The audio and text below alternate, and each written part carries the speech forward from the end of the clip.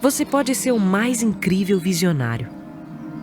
Mas para encontrar o porquê de reimaginar o futuro, é preciso desafiar o agora. Provocar a forma que se pensa todos os dias. Quando temos um sonho e buscamos com vontade, garra e ousadia, passamos a confiar e a fazer algo maior do que nós mesmos. O seu sonho pode ser o sonho de outras milhares de pessoas. Aquilo que te inspira, te traz felicidade, pode ser a inspiração e a felicidade de outras pessoas também. A vida surge muito mais forte quando passamos a imaginar um mundo melhor todos os dias. Quando a capacidade de contribuir é maior do que o efeito de produzir, o mundo todo agradece. Quando as relações são mais fortes e duradouras, você começou a entender o nosso propósito. Quanto mais olhamos para o princípio, mais fazemos o agora, mais acreditamos em um novo tempo. Reimaginar o futuro é ir além em tudo aquilo que faz bem para as pessoas. É conectar a vida ao sentimento de felicidade e bem-estar. É saúde, evolução, crescimento. É entender uma nova geração que pede por aquilo que faz sentido. É manter o movimento constante, duradouro. Continuar desafiando o agora é preciso, e isso nunca foi tão essencial. Somos a Ouro Fino, e a Ouro Fino é cada um de nós. A Goodnut é responsável por entregar o melhor para você e seu pet de forma simples e natural. Oferece o que existe de melhor na nutrição animal, utilizando matérias-primas de primeira qualidade e oferecendo uma alta absorção e longevidade para o animal.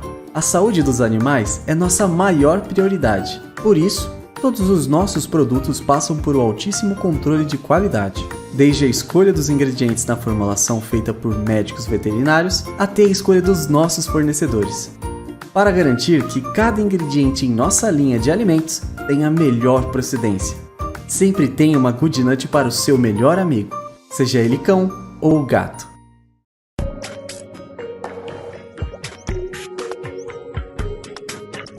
Cortivette Pet e Meloxicrate são anti-inflamatórios palatáveis, sendo utilizados para diferentes fins. O mecanismo de ação do Cortivette Pet, por ser um anti-inflamatório esteroidal, consiste em suprimir a síntese dos mediadores pró-inflamatórios, como as prostaglandinas. Assim, diminui o metabolismo do ácido araquidônico, agindo de forma inibitória nas enzimas chaves como as fosfolipases e ciclooxigenases. Já o Meloxicrate é um anti-inflamatório não esteroidal, à base de meloxicam, que atua como inibidor seletivo na enzima ciclooxigenase 2. O Cortivette Pet é indicado em condições inflamatórias diversas, com potente ação antialérgica, sendo um medicamento de eleição em casos de afecções cutâneas e hipersensibilidade. Possui ação rápida e duradoura. É 30 vezes mais potente quando comparada à hidrocortisona. E sua vantagem frente à prednisona é o efeito prolongado, menor retenção de água e sódio, com atividade anti-inflamatória superior, atendendo a diferentes portes de cães. Por sua vez, o Meloxicrate é capaz de manter as funções fisiológicas da COX-1, com melhores resultados e poucos efeitos indesejáveis. Possui Ensino especializado em medicina veterinária com foco no aluno. Esse é o CAPES VET, Centro de Aprimoramento Profissional e Especialidades Veterinárias. Com ensino aprofundado, atual, teórico e prático, preparamos os médicos veterinários e alunos de graduação com cursos de modalidade livre, de atualização e formação para enfrentar os mais variados desafios do mercado. O CAPES VET, desde 2014, está sediado em Ribeirão Preto, polo regional de ensino, com estrutura para atender e receber estudantes vindos de todas as localidades. Oferecemos cursos de medicina intensiva e emergência, ultrassonografia, acupuntura, anestesia e mais de 12 cursos à sua escolha. O CAPES VET também oferece o curso de auxiliar veterinário, que prepara o profissional para o mercado em apenas 7 meses. Considerada uma das melhores escolas de aprimoramento em veterinária do interior paulista, contamos com professores de renome, especialistas e pós-graduados, proporcionando uma formação de excelência aos nossos alunos. CAPES VET, nós cuidamos do seu futuro.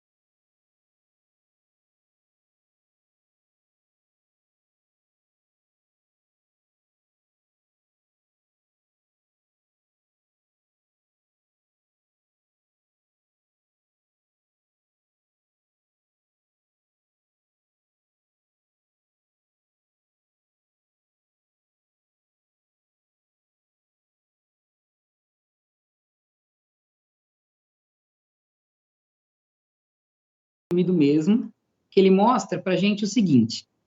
O que a gente tem que saber?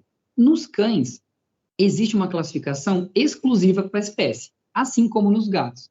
Ah, por que eu coloquei e repeti 2 vezes a mesma frase? Porque é uma classificação unicamente para os cães e a outra unicamente para os gatos. A gente não usa as mesmas classificações para espécies diferentes. Isso é muito importante. O que mais que a gente tem que saber? Eu já dei um spoiler disso, mas o que a gente tem que entender? Normalmente, nos cães, o comportamento é muito variável. Ou seja, o mesmo, eu sempre falo isso tanto para os alunos quando me perguntam, para os tutores, quando eles me perguntam, nossa, mas isso aqui é bonzinho, isso aqui é agressivo, eu costumo usar o exemplo. O mesmo tipo histológico, com a mesma graduação em pacientes diferentes, a gente vê comportamentos distintos. Nossa, mas ele é baixo grau, grau 1, grau 2, que normalmente, né, associado a outros critérios de malignidade que a gente vai comentar, não costumam ser tão agressivos. Mas eu já tive pacientes que eles eram baixo grau, grau 2, e eram super agressivos. Então, não é porque ele é um grau mediano que normalmente ele vai ser bonzinho. Por isso que eu não gosto de usar esse termo. O comportamento é muito variável. Nos gatos, ele já é um pouco mais diferente. Normalmente, o comportamento não costuma ser tão agressivo. Ah, então ele nunca é agressivo? Não. Ele não costuma ser. Mas a gente fala, na biologia não é matemática. Não é porque ele não costuma ser que ele nunca vai ser. Então, a gente sempre tem que avaliar mais de um critério para falar se esse paciente ele tem algo agressivo ou menos agressivo. Isso é muito importante. Bom, o que mais que a gente tem que entender? Nos cães, a apresentação do mastocitoma visceral primário, a gente quase nunca vê. Oi?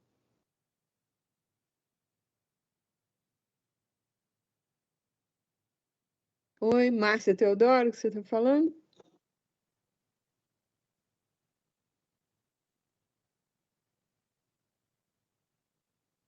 Apertei.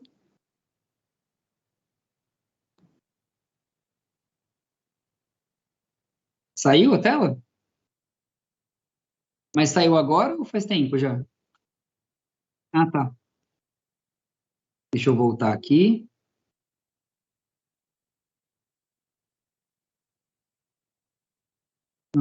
Beleza. Tá vendo aqui? Deu certo? Perfeito. Bom, continuando. Então, o que assim, não é comum a gente ver nos cães? A apresentação, perdão, dos mastocitomas viscerais, ou seja, nos órgãos abdominais. A gente praticamente quase nunca vê. Aí é aquele mesmo diálogo. Ah, então eu nunca vou ver isso nos cães? Não é bem assim. É porque não é porque não é comum que a gente nunca vai ver. Só é um pouco mais raro de acontecer. Diferentemente dos gatos. No gato já é a apresentação mais comum. Às vezes acaba sendo mais comum a gente ver um mastocitoma visceral no gato do que propriamente o cutâneo. Embora na nossa rotina, pelo menos onde eu atuo hoje em dia, eu atendi acho que pouquíssimos mastocitomas em gato e assim, muito difícil de aparecer. Mas na minha rotina, tem outras pessoas que atendem com uma certa frequência, principalmente o visceral. Então é importante a gente ter esse conhecimento do que é mais comum e o que é menos comum, que aí a gente vai adaptando para aquilo que o paciente tem. A gente vai conseguir entender um pouco mais dessa fisiologia.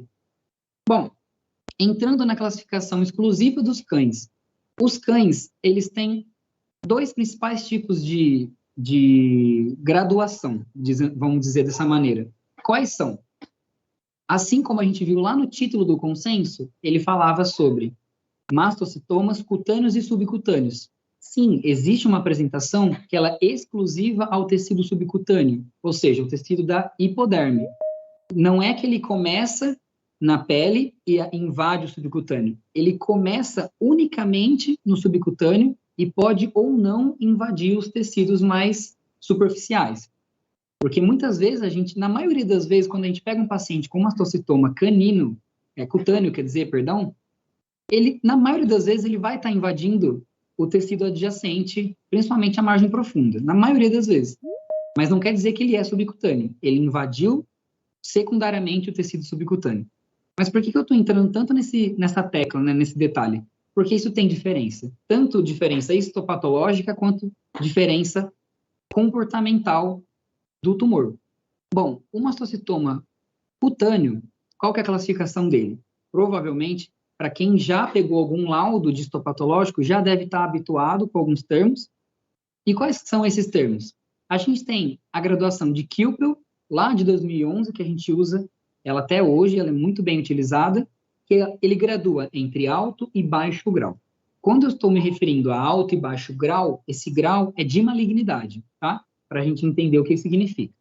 Diferentemente da avaliação do Patnaik.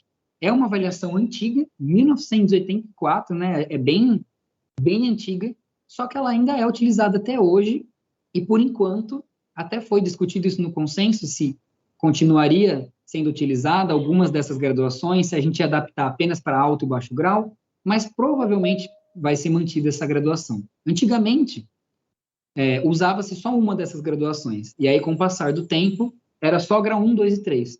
Aí com o passar do tempo veio o Kilpel, desenvolveu o estudo e incrementou alto e baixo grau. Então a gente sempre vê essas duas avaliações no nosso laudo. Então a gente pode ter o grau 1, grau 2 e o grau 3. O que diz para mim se ele é grau 1, grau 2, grau 3, alto ou baixo grau? Critérios de malignidade. E quem que avalia isso? É o clínico? É o oncologista? Não. Nesses casos, é unicamente o patologista. Aí, essa aqui é a graduação histopatológica. Não é aquele estadiamento clínico, que aí sou eu, o oncologista, que vou fazer. Nesse caso, eu vou reunir essas informações histopatológicas juntamente do meu estadiamento clínico. Aí eu faço o meu estadiamento total do paciente. Bom, beleza. Conversado sobre essa parte do cutâneo, a gente tem o subcutâneo. O subcutâneo, ele não é avaliado em alto e baixo grau, e muito menos grau 1, 2 e 3.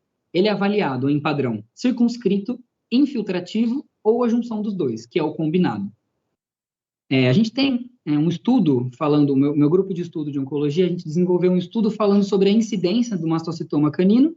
A gente não mostra necessariamente se eles são menos agressivos ou mais. Mas o que a gente avaliou? A gente avaliou índice mitótico, padrão de KI67, que eu vou explicar um pouquinho também, bem sucinto, né, digamos assim. O KI67, ele avalia a proliferação celular, mas ele é melhor do que avaliar apenas o índice mitótico, porque o índice mitótico, ele pega apenas a fase M do ciclo celular. O KI67, ele pega todas as fases do ciclo celular.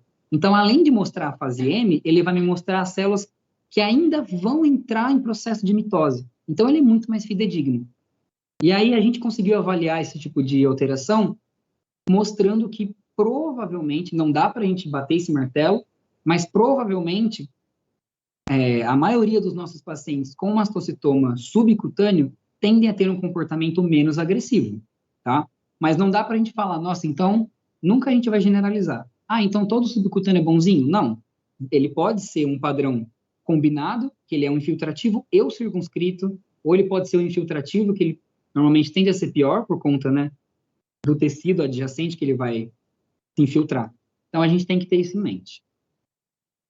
Bom, em relação agora à parte felina, a parte dos gatos. Antigamente, usava-se o sistema de classificação para o mastocitoma cutâneo, né, nos gatos, ele era dividido entre mastocitoma mastocítico bem diferenciado, mastocítico pleomórfico e histiocítico. Mas essa graduação, hoje em dia, não se usa mais. O que a gente usa hoje em dia? A gente usa o sistema do Sabatini, que ele foi desenvolvido em 2018, e o que ele mostra para a gente? Ele deixou um pouco mais resumido. Ele coloca entre alto e baixo grau. Mas aí vocês me perguntam, mas aquele do cão também era alto e baixo grau. Mas aquele é o alto e baixo grau de malignidade no estudo dos cães. Esse aqui é o estudo do Sabatini. Aquele é o do Patnaik e de Kilpel. Eles não se aplicam, por mais que ambos falam de alto e baixo grau, são altos e baixos graus avaliados de maneiras completamente distintas. Tanto é que esse estudo ele é só de gato, ele é exclusivamente felino. Então, quando a gente pegar um paciente felino com mastocitoma, seja ele cutâneo, seja ele visceral, e a gente vê no laudo, mastocitoma baixo grau. Ah, mas é aquele baixo grau que a gente avaliou do grau de Kilpel? Não, não é. É o grau de Sabatini, só para a gente ter essa noção. Bom, aqui a gente tem algumas apresentações. Como eu disse, não é tão frequente a gente atender felinos com mastocitoma, ainda mais, né, nessas duas principais apresentações, que a gente fala, o cutâneo e o visceral, mas eu peguei algumas imagens que são bem representativas para a gente. Essa primeira imagem dessa lesão próxima, né, superior ao olho esquerdo desse paciente, é uma lesão que a gente pode facilmente olhar para ela e falar, nossa, ela tem aquela carinha do masto. Só que o masto, ele é um ser muito inteligente e ele sempre mimetiza outros tipos de lesão, sejam elas neoplásicas ou não. Ele tem esse caráter, né, que a gente até brinca, fala que o mastocitoma é o grande imitador. Ele se veste, ele coloca uma capa para fingir que ele é um outro tipo de tumor, para que ele consiga ter uma proliferação e consiga viver por mais tempo naquela região daquele paciente. Então, essa lesão, a gente bate o olho, a gente pensa em vários diferenciais. A gente pensa até em desordens fúngicas, eventualmente, outras doenças infecciosas. Esse gato, ele não é aquele gato que tem a pele branquinha, para a gente pensar, né, de início, no carcinoma espinocelular, que ele é induzido, né, pela luz, pela radiação solar, mas eventualmente poderia ser. Não dá para excluir essa possibilidade. Então, nesse caso, era um nódulo de mastocitoma cutâneo. Diferentemente dessa lesão que a gente tem aqui na direita, aqui a gente consegue ver uma apresentação visceral. O que é uma apresentação visceral? A gente repara que nesse órgão a gente tem pequenas nodulações. Ele não tem um grande nódulo facilmente visibilizado. Ele tem pequenas nodulações. Provavelmente esse órgão está bem mais aumentado, né? Se a gente fosse fazer as dimensões no ultrassom, ele está bem mais aumentado. A ecogenicidade dele já está alterada. E o que é importante? Quando a gente avalia no ultrassom, né? Falando especificamente de um exame ultrassonográfico, não sei se vocês já escutaram aquele termo. Esse paciente, seja ele canino ou felino, esse paciente ele tem aspecto de baço rendilhado. Às vezes a gente fala que é até um baço em favo de mel. O que a gente pensa quando a gente fala isso? Nos cães, lógico, não é patognomônico, de maneira alguma eu vou bater esse martelo, mas a minha suspeita cresce exponencialmente. Nos cães, baço rendilhado, qual que é o nosso primeiro diferencial? Linfoma. Linfoma tem a maioria dos linfomas esplênicos, ou pacientes em estadiamento 4 para 5, que já tem acometimento de fígado e baço, o baço dos cães, eles têm esse aspecto rendilhado. Ele lembra muito um favo de mel. Nos gatos, a história muda. Por quê? Os gatos não costumam fazer com certa frequência o baço rendilhado ou em favo de mel. E quando fazem, a gente tem outras suspeitas. Quais são essas suspeitas? Lógico, além do mastocitoma, que é o tema principal que a gente está falando, nos gatos, o primeiro e o segundo diferencial que a gente pensaria seria o mastocitoma e desordens infecciosas e autoimunes, principalmente. Porque os gatos tendem a fazer esse tipo de lesão não só, né, com o mastocitoma, como o cão faz com o linfoma. Então, a gente nunca vai bater esse martelo, mas a nossa suspeita aumenta. Então, a gente pega aquele paciente que ele tem... Vou criar um caso clínico para exemplificar esse paciente felino com uma lesão visceral. Como que eu vou suspeitar que ele tem um mastocitoma no fígado ou no baço? Provavelmente, não é regra, mas por conta da liberação de histamina que o mastocitoma faz, o principal mediador químico do mastocitoma é a liberação de histamina. E a histamina em excesso, ela é como se fosse uma picada de uma abelha. É como se fosse uma reação anafilática. Então, ela pode fazer com que o paciente desenvolva quadros, entre aspas, de alergia, quadros de vômito, porque causa uma desregulação, digamos assim, da parte gástrica intestinal desse paciente. Então, ele pode cursar com vômitos crônicos. Às vezes, é aquele paciente que nunca teve nada. E aí, de repente, começou a ter vômito. Então, lógico, vômitos crônicos em felinos, existem uma lista, N diferenciais.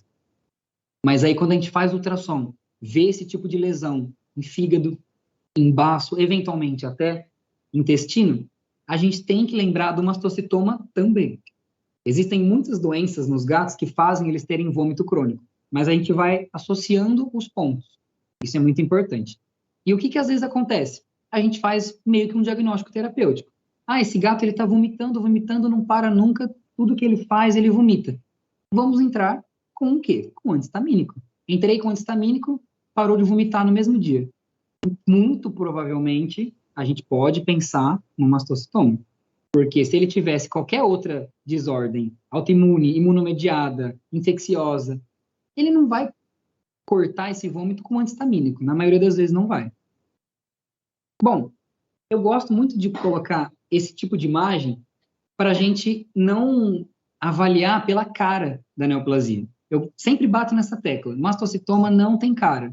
Ah, mas isso aqui é a carinha dele, aquela lesão ulcerada, às vezes é uma plaquinha, uma placa, né, que a gente pode avaliar de maneira disseminada, cutânea, ou múltiplos nódulos pelo organismo, eritematoso, ulcerado, mas ele não tem uma cara fixa, ele tem a cara, literalmente a cara que ele quiser. E essa imagem é interessante por quê? Quando eu atendi esse paciente, é uma gatinha de meia idade, tá? Meia idade, é idosa, e ela chegou com essa lesão crônica. Ela tinha essa lesãozinha na boca já fazia alguns meses. E a tutora falou que veio crescendo bem lento. Na hora que eu bati o olho, eu pensei, existem alguns diferenciais importantíssimos para esse tipo de lesão. A gente poderia pensar. Só vamos entrar nos diferenciais oncológicos, né, que é o tema da nossa palestra. Eu pensei, de início, mastocitoma, linfoma, principalmente a apresentação cutânea do linfoma, ele pode fazer esse tipo de placa também. Então, foram os principais que eu pensei de início. Mas o que a gente tem que pensar também? Os gatos têm as particularidades deles. E como a gente falou lá no início, não é a incidência comum, alta, de neoplasias em felinos. Então, o que a gente tem que pensar? Em distúrbios ou desordens que não são neoplásicas e confundem a cabeça do clínico. Nesse caso, antes de eu conseguir fazer a citologia, o imprint dessa lesão, por desencargo de consciência, como uma das minhas suspeitas, embora não seja comum, era o mastocitoma, eu fiz a prometazina no paciente, para a gente evitar a degranulação de mastócito. E aí vocês me perguntam, mas se ele não tiver um mastocitoma, tem problema fazer? Se for só aquela aplicação, não tem problema. E foi o que aconteceu. Nesse caso, não era um mastocitoma, não era um linfoma, não era nada neoplásico. Era uma desordem, esse paciente ele tinha um granuloma eosinofílico, que é muito comum nos gatos de acontecer. A gente praticamente quase não vê isso nos cães, é algo muito comum na medicina felina. E eu gosto dessa imagem justamente para isso, para a gente traçar essa diferenciação clínica do paciente. Nossa, isso aqui tem cara disso, mas não é porque tem cara que ele é. Então, a gente nunca pode julgar o livro pela capa. Essa imagem é muito importante para isso. Bom, entrando, né, nesse detalhe, qual que é a cara do mastocitoma? Ele não tem cara. Eu vou mostrar algumas imagens para vocês e vocês vão perceber que cada foto que eu mostrar parece que é um nódulo diferente. E todos são mastocitomas. Bom, essa paciente, ela teve essa apresentação nodular, em formato de placa e bem superficial. A gente conseguia levantar essa pele, não era infiltrado em musculatura, muito menos em costela. Isso aqui é uma região lateral de tórax. E a gente consegue ver na segunda imagem que tem uma lesão pequenininha que quase não dá para ver na foto. Mas na palpação a gente já sentia uma pequena nodulação de aspecto gelatinoso, né, levemente gelatinoso, macio e não muito aderido. Era bem flutuante. Parecia até um lipoma, que é um tumorzinho de gordura. E nesse caso era um mastocitoma. Outra apresentação. Essa paciente, uma golden, de 12 anos, né, já era uma golden bem senhorinha, e ela tinha um baita de um nódulo na lateral do pescoço. Esse nódulo, na hora que eu bati o olho, a primeira coisa que eu pensei foi em sarcoma de tecido mole. Foi o meu primeiro diferencial. Eu lembro que eu até falei para o tutor, falei, nossa, isso aqui, novamente, né, voltei naquele assunto. Isso aqui tem cara disso, tem cara daquilo. Falei para ele, isso aqui está com uma cara de sarcoma de tecido mole. Vamos avaliar para a gente ver qual vai ser a nossa conduta. Se ela vai ser cirúrgica. Nesses casos, não tem nem como a gente falar que a conduta não vai ser cirúrgica, porque é um nódulo muito grande. Dificilmente a gente consegue fazer uma redução muito importante dele. Essa paciente especificamente, eu até consegui fazer uma citorredução, a gente entra, né, com um protocolo quimioterápico, depois que eu vi que era um mastocitoma, né, entrei com um protocolo quimioterápico apropriado para o mastocitoma e consegui reduzir muito desse tumor, pensando em fazer uma cirurgia mais fácil, né, porque é uma região chatinha, ela poderia perder até o conduto auditivo, né, porque nessa imagem não dá para ver tão bem, mas já tinha infiltrado, né, de tumor em todo o ouvidinho dela, estava bem infiltrado esse tumor, e era um tumor bem grande. Tanto é que quando eu medi a primeira vez com o paquímetro, eu tive que medir em 2 etapas, porque o tamanho máximo do paquímetro não mensurava esse tumor. Era um tumor muito grande. Bom, outra apresentação de mastocitoma. Percebam que cada uma tem uma cara diferente. Então, a gente nunca sabe com o que a gente está lidando. Esse primeiro paciente com essa lesão no ouvido. Quando a gente bate o olho nessa lesão, para quem já viu a apresentação cutânea do linfoma, a gente pensa bastante no linfoma cutâneo, porque ele faz essas lesões meia-lua, uma espécie de halo, em placa e bem eritematosa, muitas das vezes ela ulcera, tem cara de linfoma cutâneo. O que era nesse caso? Mastocitoma. E era um mastocitoma bem agressivo nesse paciente. A segunda imagem, que a gente vê unicamente um roxinho na pele, uma região eritematosa. Basicamente, essa região não tinha nódulo, não tinha textura, não era firme, era a pele. Sabe quando você puxa a pele e a pele vem? Era isso. Esse paciente veio por outros tumores, e aí fui fazer uma avaliação mais minuciosa, vi que tinha um hematoma, vamos chamar de hematoma. Tinha um hematoma nessa região inguinal. Aí eu falei para a tutora, ó, já que a gente já está avaliando os outros tumores, vamos ver o que é isso aqui. Pode ser um hematoma, mas pode ser o início de uma lesão. Dito e feito, era um mastocitoma. E era um mastocitoma bem alto grau ainda, bem agressivo. Esse paciente ele foi a óbito porque ele teve um quadro de metástase bem importante. Então, a gente tem que entender que nunca vai ter uma cara específica. Cada foto que eu mostrei tem uma cara diferente. Bom, não vou entrar no detalhe de tratamento, até porque, para essa palestra de hoje, o foco não é as terapias complementares, e sim os diagnósticos. Pode ser que mais para frente, a gente pode até fazer uma nova conversa, né, uma nova palestra sobre terapias individualizadas para cada paciente. Aí sim eu vou abordar tratamento, taxa de resposta, que é o que a gente tem nesse slide. Mas para hoje eu não vou entrar nesse mérito, porque senão vai ficar muito extensa a nossa aula. Bom, vamos falar um pouquinho sobre o linfoma. O linfoma, vamos começar pelos felinos, por quê? Os felinos, eles têm uma particularidade que os cães não têm, que são as retroviroses.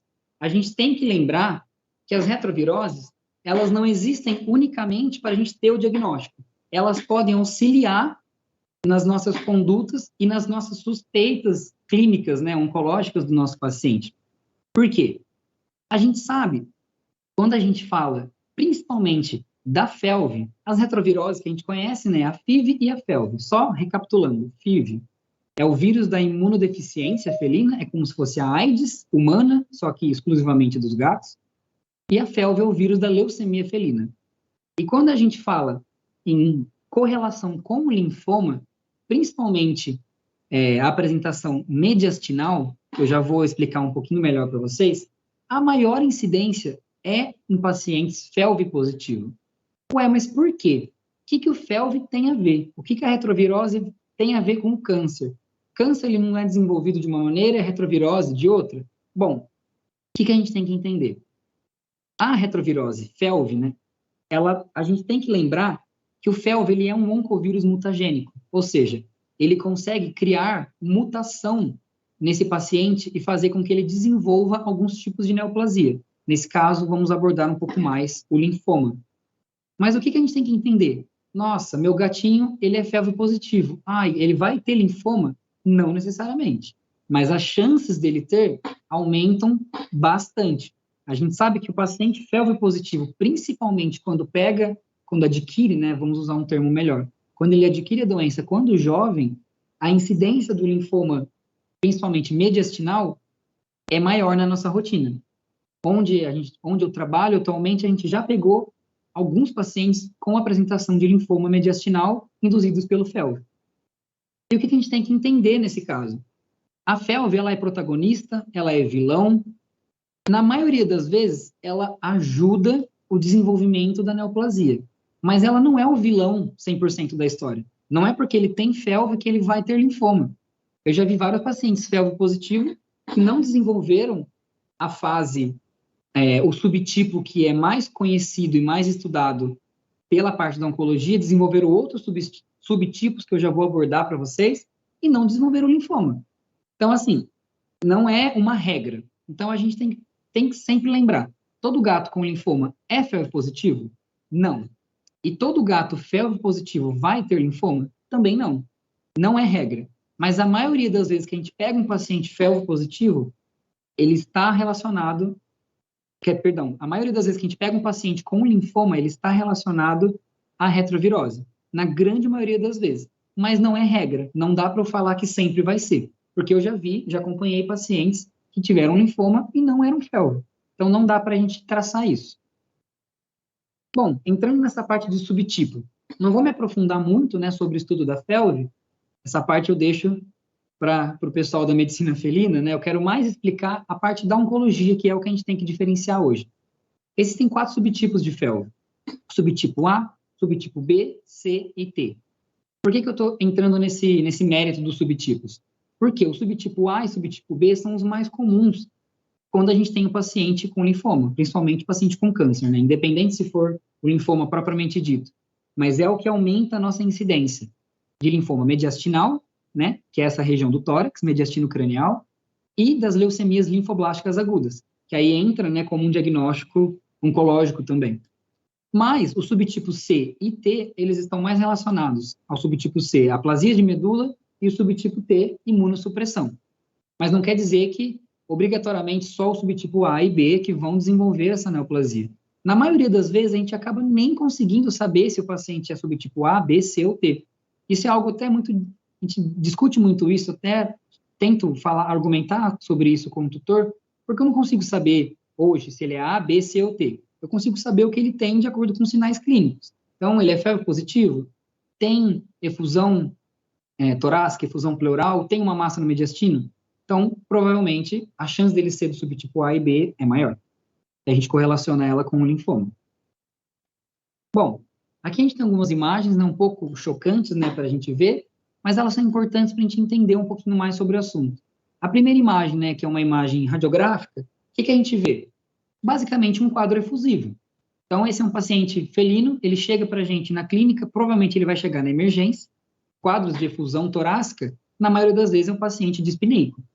Mesmo que os gatos, eles são, a gente até brinca que gato é Highlander, eles escondem o problema até o problema ser o suficiente para dar um sinal clínico muito evidente. Mas a gente pega aqueles pacientes que eles já estão com uma respiração com mais dificuldade, tem uma crepitação muito grande na hora que você vai auscultar os lobos pulmonares. Às vezes você não visibiliza massa no mediastino cranial. Por quê? Porque tem líquido. E líquido a gente perde toda a conformação. Eu não consigo nem ver o coração desse gato.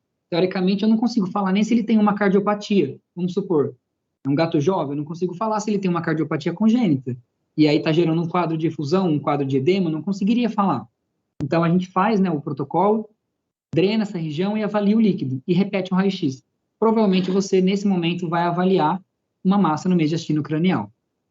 Bom, a segunda imagem, né, é o paciente já em necrópsia, né, para a gente observar uma baita massa no mediastino cranial, já tendo infiltração no coração, quase que ela já pega a região das costelas, ela fica bem delimitada no tórax, mas eventualmente ela poderia infiltrar todo o parênquima pulmonar desse paciente.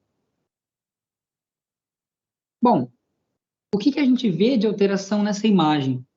Ela é muito interessante porque, assim, alguns dos nossos pacientes, não são todos, não é sempre que a gente vê essa apresentação, a gente já viu alguns pacientes com linfoma em região de mediastino cranial, mas nem todos eles apresentaram esse tipo de alteração que é a anisocoria.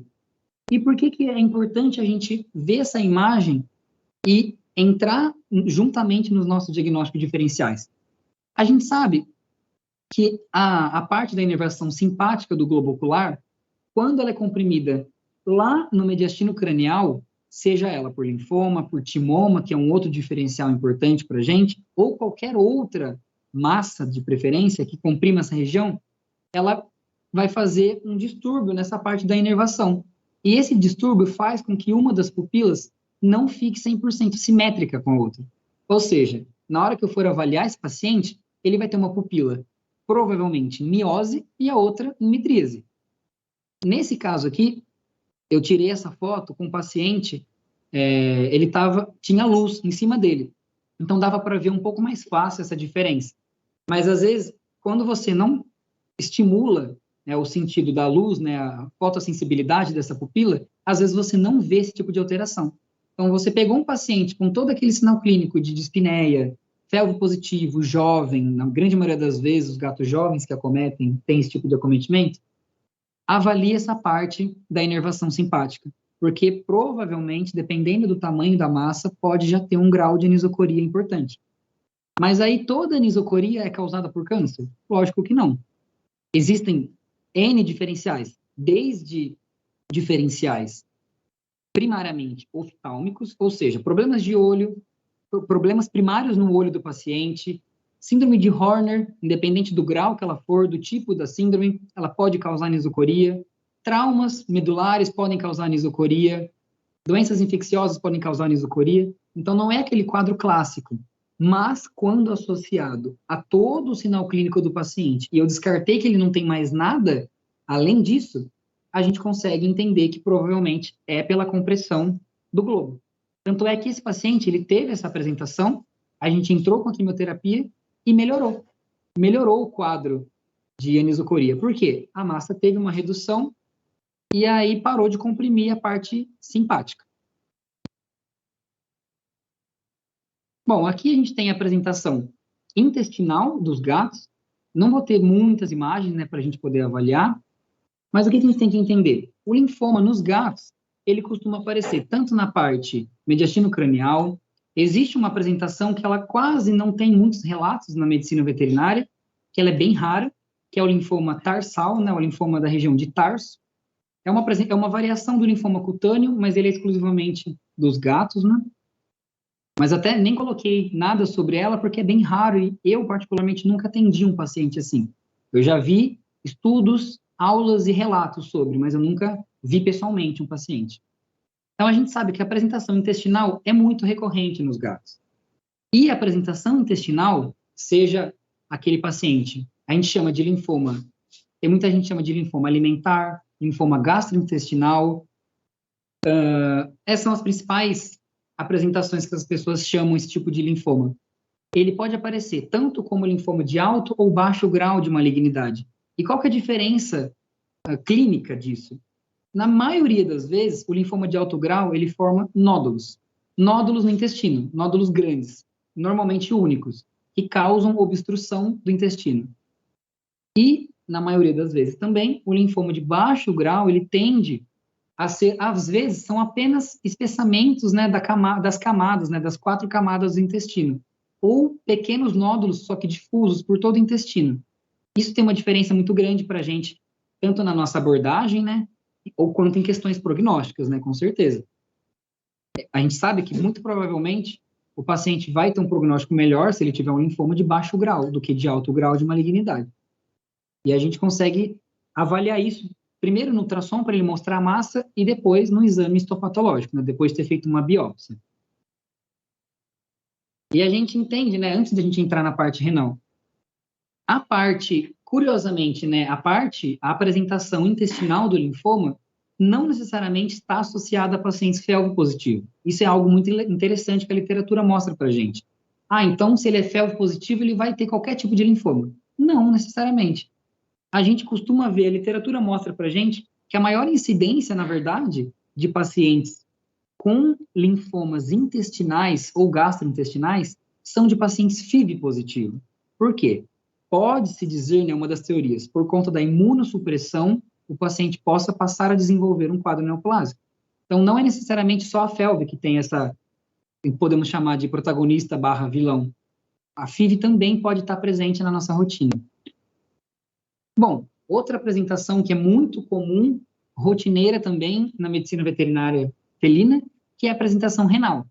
É aquele paciente que na hora que você olha para ele na mesa do consultório, você vê que ele já tem dois aumentos de volume bem consideráveis no final da costela.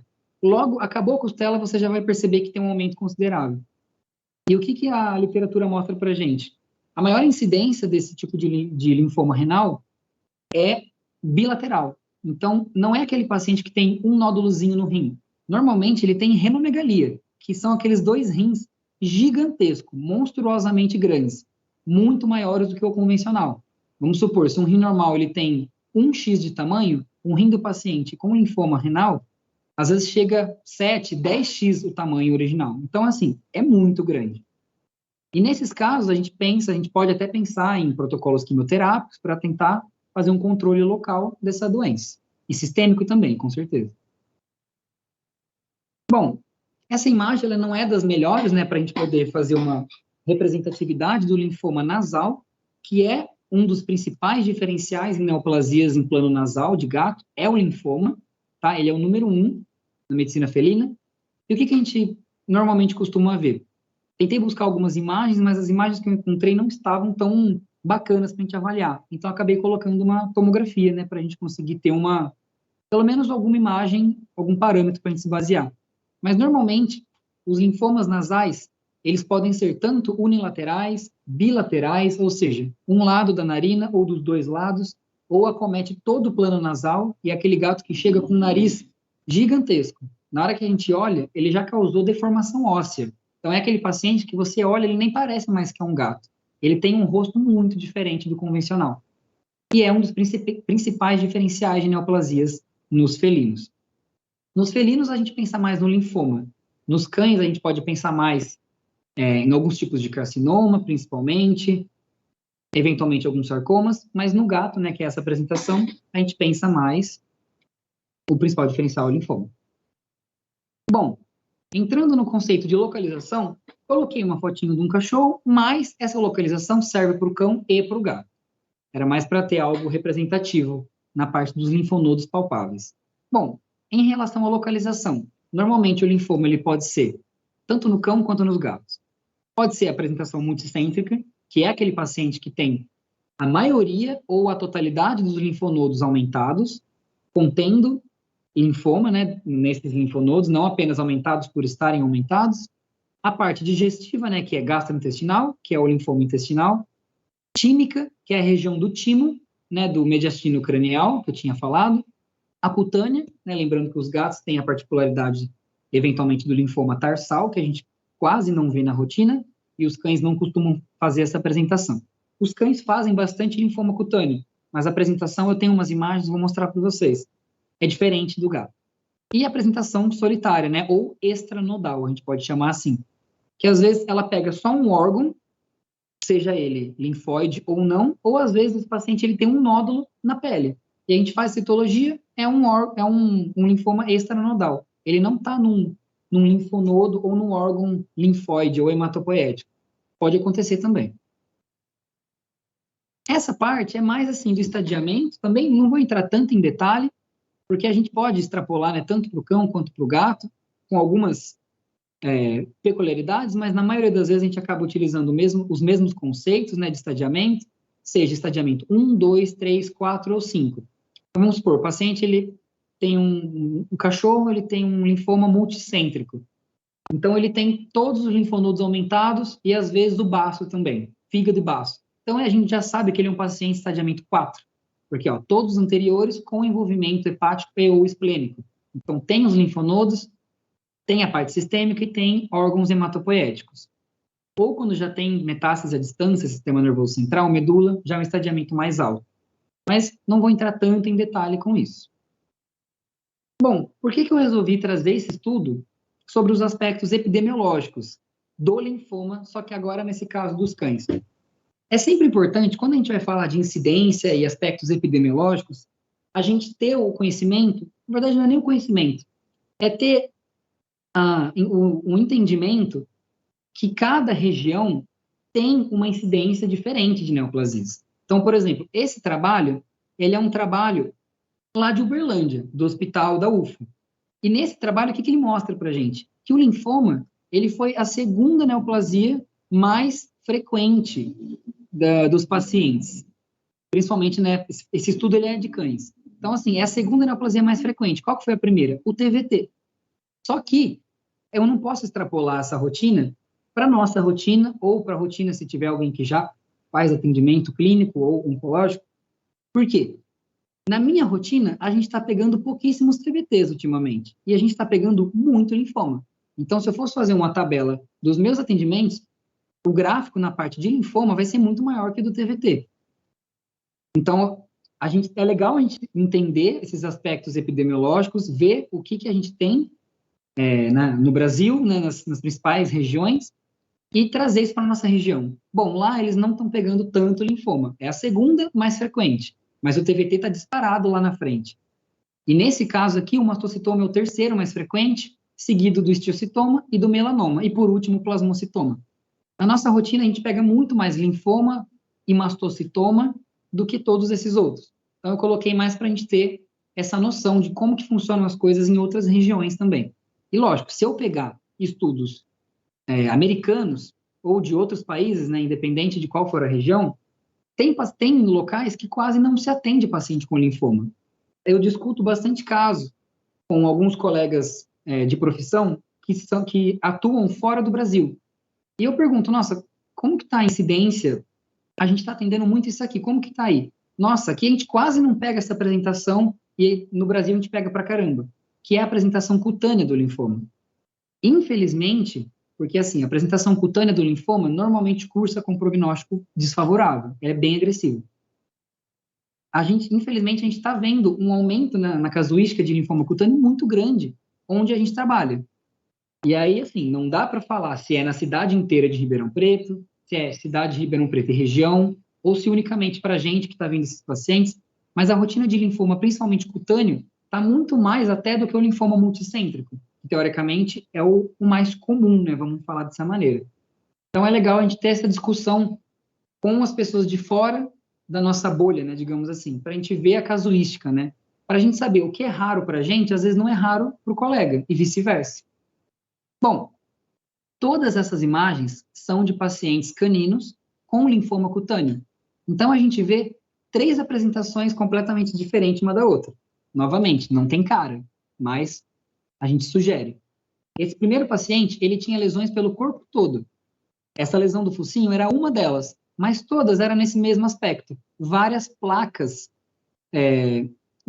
levemente alopécicas, né? Em algumas regiões não era nem um pouco alopécica, mas você sentia a placa, não era ulcerada e tinha disseminado pelo corpo todo.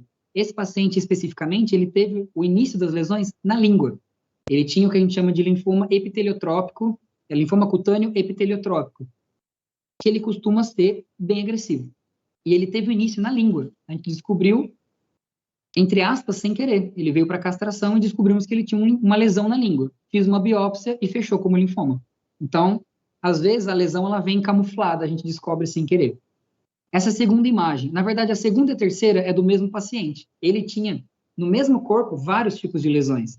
A pata dele era tão inchada, edemaciada, eritematosa, pruriginosa, ele coçava essa pata, ele tinha uma dor tremenda, já tinha um acometimento ósseo muito importante.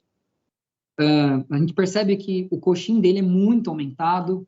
Então, assim, está praticamente na carne viva as lesões. E era uma apresentação de linfoma cutâneo. Assim como essa região da lateral de tórax do mesmo paciente, ele tinha uma lesão gigantesca, bem aderida, bem infiltrada, e o aspecto bem diferente da lesão da pata do mesmo paciente. Então, a gente sempre tem que avaliar cada lesão como uma lesão única, porque às vezes elas podem ter relação, às vezes elas podem não ter.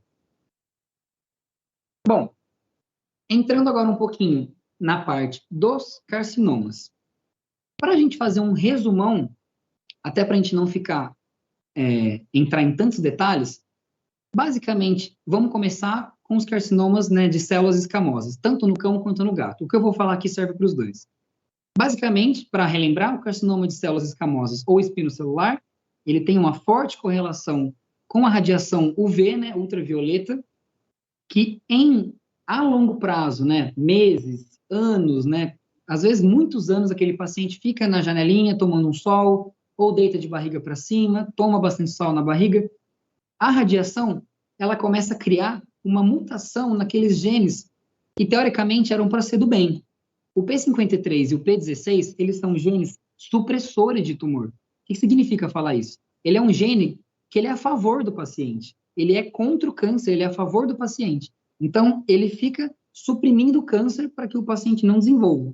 Só que, a longo prazo, essa radiação, ela causa uma mutação nesse gene que, teoricamente, era supressor, e aí esse gene se torna a favor do tumor. ela corrompe o gene, vamos dizer dessa maneira. E aí o que era para ser bonzinho se torna muito agressivo, muito mal, vamos falar assim. E aí, eventualmente, com várias lesões, um pouquinho por dia, um pouquinho por mês, vão criando várias lesões nesse gene supressor de tumor. Não é apenas uma mutação em um gene que vai causar o câncer. O gene, ele é multifatorial. Precisam de várias modificações genéticas para ele acontecer.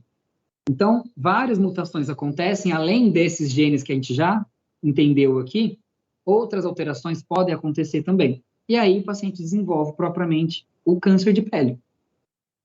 Bom, entrando em algumas características gerais, o que assim é legal da gente saber, principalmente para diferenciar o carcinoma espinocelular do cão para o gato, em questões diagnósticas, apresentação clínica e prognóstico. Bom, vamos começar dos cães. Nos cães, na maioria das vezes, a rotina é muito alta da gente pegar paciente com lesões ventral de abdômen, ou seja, barriga. Vamos falar um termo mais fácil. O abdômen desse paciente, ele vai desenvolver muito mais esse tipo de neoplasia do que outras regiões. Por quê? O abdômen tem uma pele diferente? Não, porque simplesmente pelo costume da espécie. Os cães, principalmente os de raça clara, parece que eles sabem que eles são de raça clara e eles fazem de propósito, né, tadinhos? Eles têm a raça clara, o pelo bem curtinho e eles ficam deitados de barriga para cima no sol. Eles se sentem confortáveis nessa posição. E, a longo prazo, né, em vários anos, deitados de barriga para cima, eles vão causando lesões nesses genes supressores de tumor. E, eventualmente, podem cursar com um carcinoma espinocelular na região do abdômen. Onde é muito comum, pelo fato deles estarem deitados, base de pênis, prepúcio, na pele ali do prepúcio é muito comum acontecer, é uma das regiões mais comuns que a gente pega com maior frequência. E o que é legal a gente entender? O paciente, se ele for clarinho, qualquer região do corpo dele está susceptível, é elegível dele desenvolver um carcinoma espinocelular. Mas pelo fato comportamental dos cães, a maior incidência é ventral de abdômen. O que a gente tem que saber? Quando presente em cavidade oral, o comportamento é diferente e não tem incidência solar. Ou seja, não é porque o paciente, vamos supor, a gente pega um chow-chow ou um Rottweiler que tem a boca toda preta. E aí ele vem e desenvolve uma neoplasia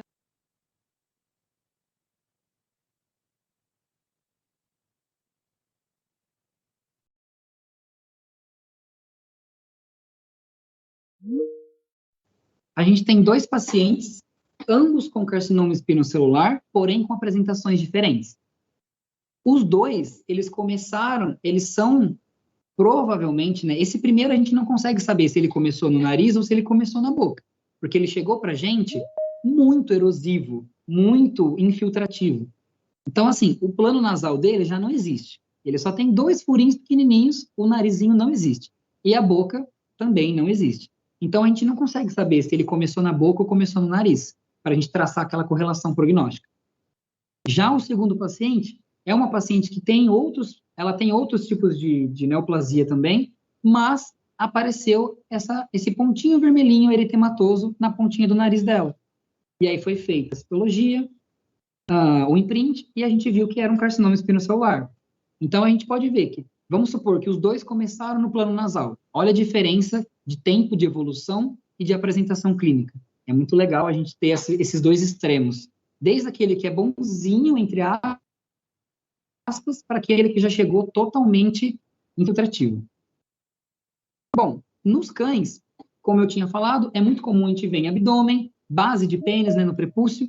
Por que eu coloquei essa paciente, essa poodlezinha, com essa lesão onde havia o membro torácico direito? Essa paciente, lembra que eu falei que na maioria das vezes, quando em abdômen, não costuma ser metastático, mas a gente não consegue explicar o porquê dessa correlação. Mas normalmente a maioria das neoplasias, quando em região mucocutânea e ou distais de membro, costumam ser mais agressivas. E não foi diferente no caso dessa poodlezinha.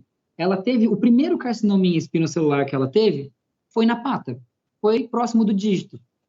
A gente avaliou, entramos com um protocolo de eletroquimioterapia, pensando, não tinha infiltração óssea, então a gente pensou, vamos tentar poupar esse membro. Se for o caso, a gente entra com uma quimioterapia, tendo conhecimento que pode ser agressivo, por conta da localização. Foi feita a eletroquimioterapia, melhorou. Passou um tempo, recidivou. Só que recidivou mais em cima. E nesse nódulo que recidivou mais em cima, no rádio, ele já era um nódulo que já estava tendo acometimento ósseo. Então, ele estava super infiltrativo. Nesse caso, a gente não optou por fazer eletroquímio. Amputamos, fizemos uma amputação alta. E aí, qual foi o problema? Amputação alta, né? Tiramos o membro inteiro e o paciente ficou bem. Passado o período para a gente tirar os pontos, né, da cirurgia, a tutora chegou e falou, olha, onde estavam os pontos, apareceu uma nova lesão. Mesmo que as margens vieram livre, as margens cirúrgicas, apareceu uma nova lesão nesse paciente. E aí a gente conseguiu entender que o prognóstico era bem pior do que a gente imaginava. Então, esse paciente ele teve uma recidiva muito importante, fez metástase pulmonar e evoluiu a óbito. Foi uma evolução muito rápida. Bom, entrando agora na parte de neoplasias mamárias, também não vou ficar entrando muito em detalhe desses conceitos de tabela, porque isso a gente tem nos consensos, né? Assim como eu mostrei o consenso de mastocitoma, esse é o consenso mais atual que a gente tem na medicina veterinária de neoplasias mamárias em cães e gatos. Graças a Deus, esse já incluiu os felinos, porque a gente sabe que a incidência de neoplasias mamárias em felinos normalmente cursam com uma agressividade muito maior do que nos cães. Isso disparadamente mais agressivo. Só fazer um resuminho. Basicamente, nos cães, a gente vai ter avaliação, tanto nos cães quanto nos gatos. Tamanho, metástase local, metástase de distância, para a gente estadiar. O que muda do cão para o gato? O tamanho das lesões, basicamente. No cão, a gente normalmente preconiza, de início, né, menor do que 3 centímetros, e nos gatos, menores do que 2 centímetros, por conta da relação de tamanho para cada um deles. Mas eu não vou entrar tanto em detalhe nisso, que isso a gente pode ler a qualquer momento. Bom, o que mais que é legal para a gente ter, que eu também não vou me aprofundar, mas é legal a gente pelo menos citar e explicar um pouquinho. Existem os fatores prognósticos e os fatores preditivos das neoplasias mamárias. Lembrando que essa parte dos fatores prognósticos foi mais considerada e avaliada para os cães, mas a gente pode extrapolar um pouquinho para a medicina felina. Ele vai mostrar tamanho do tumor, tipo histológico, grau do histológico, se tem linfonodo metastático, o índice de proliferação, né, o índice mitótico, se já tem receptor hormonal presente ou não, e se tem avaliação de COX-2, que é a parte da inflamação, que o tumor normalmente, carcinomas normalmente expressam muito COX-2, eles estão muito relacionados a isso. E a gente tem a parte dos fatores preditivos, que eles mostram algumas possibilidades de terapias que o paciente pode se beneficiar, ou seja, ele expressa muito COX-2, então eu entro com inibidor de COX-2, anti-inflamatório. Ele tem um Ki67 alto, então a gente vai tentar entender se esse Ki67 alto está relacionado a essa proliferação celular, provavelmente o prognóstico é pior.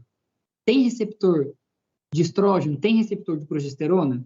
O legal, a questão positiva para esse caso é o paciente ter os 2 receptores, porque mostra que a mama está próxima de um tecido mamário convencional, e não é aquele tumor tão agressivo que ele já nem tem mais a relação hormonal.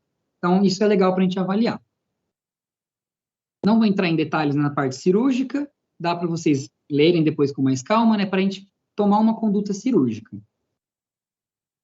Bom, o que a gente tem que saber para essa palestra? As principais diferenças. Bom, nas cadelas, normalmente, tanto na cadela quanto nas gatas, são malignos. Estamos falando de carcinomas. Carcinomas mamários, existem pelo menos uns 20 a 30 tipos. Então, não quer dizer que por ser um carcinoma, que é super agressivo. A maioria dos carcinomas, principalmente nos cães, é tranquilo. A retirada cirúrgica, a remoção cirúrgica é curativa, diferentemente dos gatos. A gente vê que nas cadelas, o potencial de metástase ele é variável. Vai variar de acordo com o tipo histológico e o grau. Já nas gatas, na maioria das vezes, eu não vou dizer 100%, porque a gente nunca pode generalizar, mas vamos dizer que 80% das neoplasias mamárias em gatas tem um potencial de metástase muito alto, tá? Prognóstico nas cadelas é variável, de acordo, né, com o grau e tudo mais, que a gente conversou, e nas gatas, na maioria das vezes, como o tipo histológico é mais agressivo, costuma ser mais desfavorável. Bom, essas imagens, né, são todas de gatos para a gente avaliar. A primeira, as 2 imagens que estão mais no topo, né, do slide, são da mesma gata. E a imagem do meio é da irmãzinha dela. A tutora trouxe as 2 gatas branquinhas com neoplasia mamária, mais ou menos no mesmo tempo de evolução e lesões relativamente semelhantes. E foi uma coincidência, porque assim, a gente não conseguiu traçar uma correlação de uma gata para outra, mas as 2 tinham neoplasia mamária. E o que é importante? Essa foto do meio, ela não é a primeira lesão que a gata fez. A gente fez uma intervenção cirúrgica e veio um grau, ela teve um carcinoma tubular grau 3 com invasão linfática e metástase em linfonodo axilar. Então, assim, é algo muito agressivo. E por ser algo muito agressivo, aconteceram 2 coisas que eu já imaginei que iam acontecer. Teve recidiva local, que é essa foto do meio, isso é uma recidiva. A gente tirou o tumor e ele voltou muito pior do que a gente tinha tirado. E ela fez metástase no pulmão. Ela fez uma infiltração de vasos linfáticos dessa região do membro pélvico, que a perna dessa gata ficou super edemaciada, muito mesmo. Então é mais para a gente entender a diferenciação e o grau de malignidade, que nas gatas é muito pior do que nas cadelas. Bom, e essa gatinha aqui? Isso aqui é um tumor mamário? É uma neoplasia mamária? Eu coloquei essa imagem só para a gente ter uma diferenciação. Por quê? É muito comum, graças a Deus, assim, felizmente, na nossa rotina não está aparecendo tanto mais. Eu tive essa paciente, depois eu não tive mais nenhuma. A incidência de hiperplasia mamária induzida por anticoncepcional. Nas gatas, a gente sabe que o anticoncepcional, ele induz, na maioria das vezes, hiperplasia e não câncer. Hiperplasia não é câncer. Hiperplasia é o aumento dessas mamas, mas não é tecido neoplásico, induzida pelo anticoncepcional. E nas cadelas, a gente vê que o anticoncepcional normalmente faz lesões neoplásicas, faz câncer.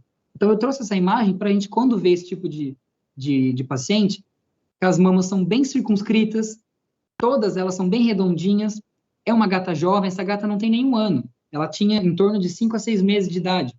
Então, tem que perguntar para o tutor, fez uso de anticoncepcional? Nesse caso, ela tinha feito. Então, a gente ligou os pontos e aí a gente fez uma terapia mais adequada para ela. Ela não tinha câncer, ela só tinha uma hiperplasia. Bom, essas outras 2 imagens, né, agora mais voltada para o cão, para a cadela, temos 2 tipos de tumor distintos aqui. Ambos são tumores mamários, porém, essa primeira imagem, que é uma imagem bem mais grotesca, né, o padrão bem eritematoso, ulcerado, nessa imagem não dá para perceber, mas esse paciente tinha a drenagem linfática dos membros pélvicos bem comprometida.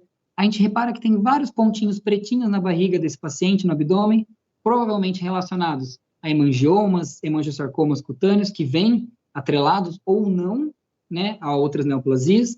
E aqui se trata de um carcinoma de caráter inflamatório. Nada mais é do que um carcinoma muito agressivo, e ele tem essa reação em placa. É uma lesão que ela vem desde a mama até, às vezes, os membros. Ela pode pegar todo o abdômen e tórax do paciente. E, normalmente, é bem mais agressiva. É como se fosse a neoplasia das felinas. Ela costuma ser bem agressiva. Já essa segunda imagem, que a gente vê um nódulo praticamente único, essa paciente tinha alguns nódulos, mas quando a gente bate o olho, a gente de cara vê esse nódulo grande. E essa paciente, ela tinha um nódulo primariamente mamário, só que não era um carcinoma, era um osteosarcoma. Existe a possibilidade do osteosarcoma ser extraesquelético, não necessariamente ele acontecer no osso primariamente. E foi o caso dessa paciente. E a gente sabe que o osteosarcoma, quando ele é extraesquelético, principalmente na mama, ele é muito agressivo. Porque, vamos pensar comigo, normalmente era para ele acontecer no osso, primário. Não tem tecido epitelial no osteosarcoma, ele é um tecido mesenquimal. Então, para ele acontecer primariamente na mama, ele tem que mudar o tecido de origem embrionário dele para que ele consiga crescer e se proliferar em um outro meio. Então, ele faz o que a gente chama de metaplasia. Ele faz aquela transição mesenquimal-epitelial, e aí ele consegue se desenvolver na mama. A mama, o que é a mama? Tecido epitelial, a glândula mamária. Então, a gente sabe que só por ele ter feito tudo isso, ele já é mais agressivo. Essa paciente, infelizmente, ela fez uma metástase pulmonar bem considerável e também, como ela tinha um osteosarcoma, ela fez uma osteopatia hipertrófica. Ela teve os membros torácicos dela todos infiltrados, depois de um tempo da cirurgia, todos infiltrados com osteosarcoma. Então, infelizmente, a evolução foi muito desfavorável. Bom, falando dele, entrando no quesito osteosarcoma, o que a gente precisa entender? Eu estava falando da parte mamária que ele pode acontecer, agora eu vou falar principalmente da parte óssea primária.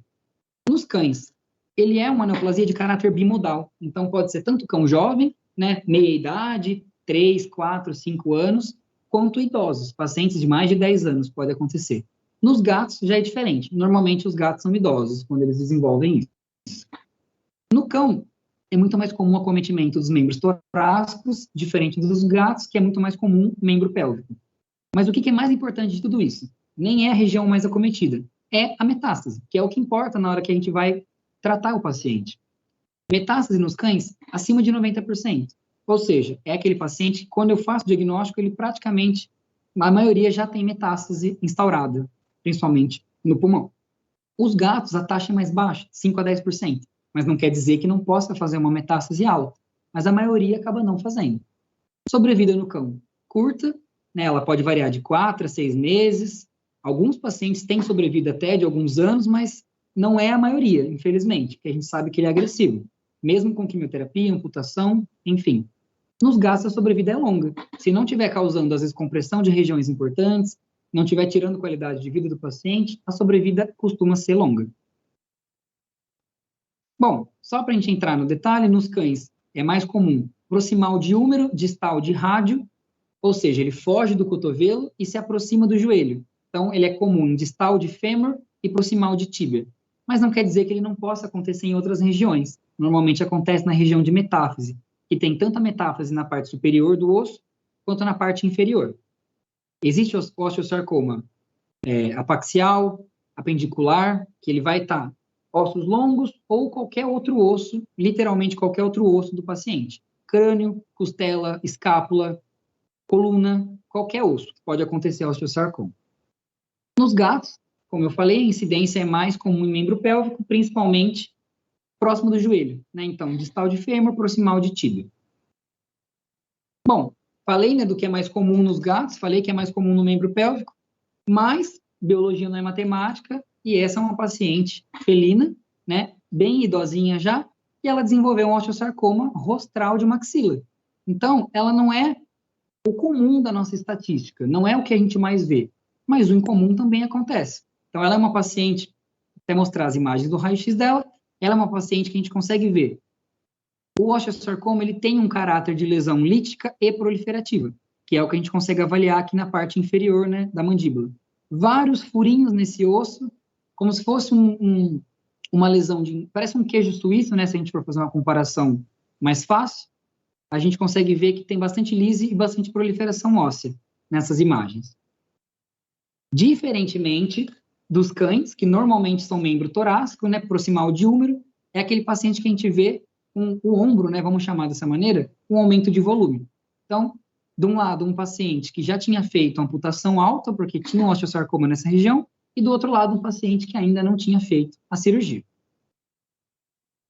Só para a gente ter uma noção das imagens do cão, nesse paciente aqui, as lesões eram proximais de húmero, só que elas eram muito sucintas. Se a gente reparar na primeira imagem, né, a lateral do membro torácico esquerdo, se você olhar na região proximal do húmero, né, região metafisária, a gente vê algumas regiões mais radiolucentes, mais pretinhas. E na imagem do lado, a gente vê que ela é toda carcomidinha, entre aspas, né, vamos chamar dessa maneira. Ela é toda lítica, para a gente falar de maneira mais técnica. E a gente entende, nesse caso, nem era uma lesão tão grotesca, era uma lesão muito, relativamente tranquila. Mas qual que são as consequências disso? Olha esse raio-x do mesmo paciente. O tórax dele já estava forrado de metástase. Ele já tinha vários padrões nodulares no parênquima pulmonar, mesmo sendo uma lesão pequena. E aquele paciente tinha um aumento de volume de tecido mole bem considerável e muita dor. O osso dói pra caramba. A gente tem que lembrar disso. Então, nos cães, a gente sempre, a maioria das vezes, vai ser essa a nossa rotina. A gente pega no membro torácico, quando vai fazer o estadiamento, vê que o pulmão já tem metástase. É muito comum, infelizmente, na rotina. Bom, e para finalizar, eu sei que eu já falei demais, a fim de curiosidade, vamos falar um pouquinho do sarcoma em sítio de aplicação. Por que que a gente fala? Hoje em dia, eu particularmente, eu não gosto de chamar de sarcoma vacinal quais são os nomes que as pessoas conhecem? Sarcoma vacinal, sarcoma de aplicação, sarcoma de vacinação. Eu não uso esses termos em hipótese alguma. Por quê? Hoje em dia, a gente já sabe que provavelmente não acontece o sarcoma em sítio de inflamação, vamos dizer assim, unicamente por aplicação, principalmente de vacinas. Porque o que acontecia? Lá na década de 80, né, vamos voltar um pouquinho no tempo. Lá na década de 80, introduziu-se, né, no reagente da vacina V5, o elemento alumínio. E esse elemento, quando era feito nas vacinas, causava muita reação inflamatória. E essa reação inflamatória, associada a um fator intrínseco, né, um fator genético desse paciente, começou-se a ver a incidência aumentou muita desse tipo de sarcoma. Então, qual que foi a correlação? Então se eu fizer a vacinação, principalmente a V5, no gato, ele vai ter câncer. Então, o que as pessoas começaram a fazer? Pararam de vacinar os gatos. E hoje a gente já tem literatura que prova completamente o contrário. Hoje a gente fala que, na verdade, é indicada a vacinação V5 justamente para a gente evitar outro tipo de problema. E a incidência desse tipo de problema, desse tipo de sarcoma, é muito baixa. Quando a gente vai falar estatisticamente, é como se a gente colocasse uma estatística de 1 para cada 10 mil pacientes vão desenvolver esse problema. É muito raro. Mesmo sendo raro, ainda acontece na rotina e tem gente que atende com uma frequência muito grande. Mas a gente não vê, na nossa rotina, a gente não vê com uma certa frequência. E o que a gente tem que saber? Se hoje eu já sei que ele não é unicamente por aplicação, o que mais que pode causar? Normalmente é o fator intrínseco genético, fator intrínseco da inflamação associado ao fator genético. Ou seja, ele tem que ter a mutação genética mais uma inflamação aguda. O que causa inflamação aguda em gato? Literalmente qualquer coisa. Aplicação de uma medicação, seja ela qual for, uma mordedura, o gato saiu na rua, brigou, ficou com uma lesão, e essa lesão se tornou algo neoplásico. Pode acontecer. E o que é importante da gente saber? Às vezes uma ferida, o gato teve um trauma, caiu, fez um cortezinho, esse corte ele pode, se ele tiver o fator genético, pode desenvolver um sarcoma. E hoje em dia a gente já não chama então de sarcoma de aplicação, a gente chama sarcoma de inflamação, porque a gente sabe, na literatura ela mostra pra gente que qualquer inflamação associada ao fator genético pode causar. E aí é interessante a gente falar isso porque essa é uma alteração clássica dos gatos. A gente não vê esse tipo de apresentação de sarcoma nos cães. É uma apresentação exclusivamente felina. Por que eu coloquei, vamos só voltar nessa imagem. Eu gosto de colocar essa imagem porque é algo que a medicina felina deve estar... Se tem alguém que gosta muito das práticas cat-friendly, da medicina felina propriamente dita, deve estar se coçando de ver essa imagem, assim como eu fico quando eu olho. Porque tem duas coisas criminosas nessa imagem. Primeiro que a pessoa está fazendo a vacina no dorso e segurando pelo cangote. Então, assim, são coisas que a gente, hoje em dia, a gente tenta não fazer. E por que a gente fala? Por que tem muita gente que fala, o sarcoma de aplicação, se eu fizer no dorso é pior do que fazer no membro? Na verdade, não. Pode aparecer em qualquer lugar que você fizer uma aplicação ou uma mordedura, se o gato tiver.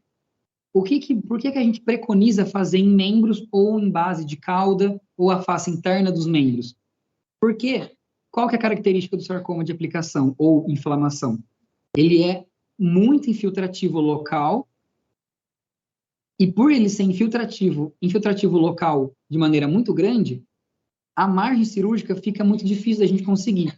Então, vamos supor, nesse primeiro gatinho, se a gente fizesse essa aplicação, vamos supor que ele desenvolva o sarcoma de inflamação aqui. Aqui, se essa região se infiltrar nas costelas, na musculatura adjacente, a margem cirúrgica é muito mais difícil, muito mesmo. Diferentemente, se ele desenvolver no membro. O membro, a gente faz a amputação do membro e o paciente vive bem com isso. Então, lógico, a gente sempre vai avaliar para ver se não vai ser necessária, às vezes, uma quimioterapia, mas na maioria das vezes a conduta é cirúrgica. Então, é por isso que a gente sempre fala, gato faz em membro qualquer aplicação. Mas aí ele não desenvolve? Não, ele pode desenvolver. Só que se ele desenvolver, o meu tratamento vai ser muito mais eficaz e muito menos agressivo para um gato. Os gatos vivem muito bem, assim como os cães, né? Vivem muito bem com 3 patas. Diferentemente se eu precisar fazer uma remoção de várias costelas desse paciente, dependendo do grau de acometimento. que é legal da gente saber? Tomar cuidado com o diagnóstico apenas citológico, porque às vezes vem um diagnóstico falso positivo. Já atendemos um paciente, né, na verdade, lá no Moura Lacerda, que veio com um diagnóstico sugestivo de sarcoma de aplicação num gato. Era na região torácica, e aí citologia positiva. Só que estava uma lesão muito feia, cheia de pus, secreção. Então a gente optou por sedar o gato, lavar e coletar biópsia para fazer histopatológico. No histopatológico, o que veio? Não veio como sarcoma, veio como fungo. O paciente tinha esporotricose. E aí foi uma confusão na citologia. Ah, a pessoa que fez citologia cometeu um erro? Não é que ela cometeu um erro, é que o diagnóstico ele é mais difícil da gente fechar na citologia. É muito mais fácil e muito mais fidedigno o diagnóstico histopatológico. Então tem que tomar sempre esse cuidado. E como é que a gente sabe se esse gato está desenvolvendo algo por conta de uma mordedura, de uma aplicação, e não foi apenas uma coincidência dele ter desenvolvido aquele sarcoma? Ah, chegou um paciente com um nódulo próximo ali da base da cauda, fiz uma citologia sugestiva de sarcoma. Putz, será que é uma coincidência? Ou será que ele fez uma aplicação, teve um trauma? No histopatológico, a gente consegue diferenciar. Clinicamente, não dá para a gente saber. Eu posso perguntar o histórico, perguntar se fez aplicação prévia, se o gato tem acesso à rua, se levou mordida, se teve trauma, mas isso não vai me dar uma certeza. Então, o que a gente faz? Coleta o material para a histopatologia. E na histopatologia, o que a gente vê? Um grande número de infiltrado inflamatório associado a uma grande quantidade de tecido de necrose e angiocentrismo, seguida, né, de invasão vascular. São aquelas lesões perivasculares, né, lesões ao redor do vaso. Esse tipo de lesão, para quem gosta dessa área da patologia, dá para a gente fechar no exame histopatológico. Ele vem, quando a gente faz a coleta, ele vem sugestivo para a gente. Sarcoma, provavelmente, sugestivo de origem de aplicação. Eles colocam como origem de aplicação, porque eles não vão saber se é mordedura, enfim. Mas eles falam que tem uma origem primária, e não é simplesmente uma coincidência do gato ter aparecido com sarcoma, tá? Só para a gente finalizar, por que eu coloquei a foto desse paciente? Esse é o gatinho de um amigo meu, que infelizmente ele desenvolveu esse sarcoma por trauma. Não foi feita a aplicação, e aí vocês me perguntam, nossa, onde é que está a lesão dele? Não estou conseguindo ver. Justamente, ele tinha uma lesão na lateral da costela, muito pequena, e ele só sentiu na hora de fazer carinho. Ele passou a mão no gato e sentiu um nódulo. E aí foi quando levou para fazer citologia, para fazer a cirurgia, e aí viu que era um sarcoma mesmo, de origem de inflamação. Então, nem sempre a gente vai pegar nódulos grandes. Às vezes, se o tutor não é muito cuidadoso e não percebe, né, ou a gente no exame físico negligencia, né, vou fazer um exame físico rapidinho só para fazer que eu estou com pressa. Às vezes passa batido. E nesse caso, se passasse batido, o prognóstico teria sido muito pior. E foi super positivo, porque o nódulo foi retirado pequeno, ele não estava tão infiltrado, então deu para fazer uma cirurgia com margem, mesmo sendo na lateral do tórax. Então é muito importante a gente avaliar o paciente toda vez, por inteiro. Aqui alguns exemplos bem mais gritantes, né, que infelizmente provavelmente é o que a gente mais vai ver na nossa rotina, que são aquelas massas grandes, bem volumosas, firme, aderidas e em regiões de difícil acesso. Regiões que não são um membro, então dificulta bastante para a gente. Bom, para a gente finalizar, a gente tem que entender que o gato ele não é um cão pequeno. Então, o que a gente sabe do cão é diferente do que a gente sabe do gato. E na maioria das vezes eu não vou aplicar um conceito no outro. É importante reconhecer as diferenças prognósticas das espécies. Então, lembra, um mastocitoma nos gatos costuma ser bonzinho. No cão, o comportamento é variável. Dificilmente nos gatos a gente vê algo muito agressivo. No cão já é mais comum ter esse tipo de diferenciação. Às vezes, a gente tem que saber que as aparências enganam, né? Como aquelas lesões. O granuloma eosinofílico, que parecia um masto, parecia um linfoma. A lesão da gatinha mamária, que parecia um tumor de mama, mas na verdade era uma hiperplasia. Então, a gente sempre tem que ter pé no chão e saber que as aparências podem nos enganar. E, lógico, a gente sempre tem que avaliar o paciente de maneira única e exclusiva, porque novamente, o mesmo tipo histológico e graduação em pacientes diferentes, com espécies diferentes, tem comportamentos distintos. Então, a gente tem que avaliar isso um por um. É isso.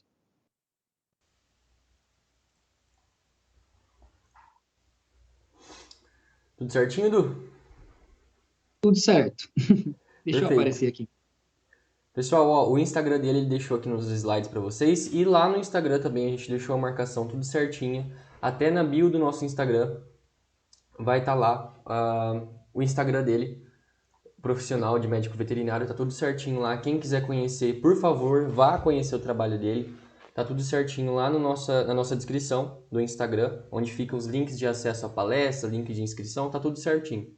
E para quem participou hoje, para vocês assinarem a lista de presença, se vocês quiserem assinar, também está nesse mesmo link que a gente deixa lá na bio do nosso Instagram. Vocês conseguem acessar e tem a lista de presença já disponível para vocês, tá? Não tem palavra-chave, hoje é só o e-mail de vocês e o nome de vocês. Se vocês não acharem, é só mandar uma mensagem direto para a gente no meu número ou de qualquer um dos membros que vocês têm acesso entre os grupos WhatsApp ou no próprio Instagram. Vocês podem mandar diretamente ao nosso Instagram lá da Lapa. Então, pessoal, Edu, você quer abrir as perguntas agora? Pode ser, tem alguma dúvida para a gente responder? Gente, vocês podem abrir o microfone agora e fazerem a pergunta de vocês se alguém tiver alguma coisa.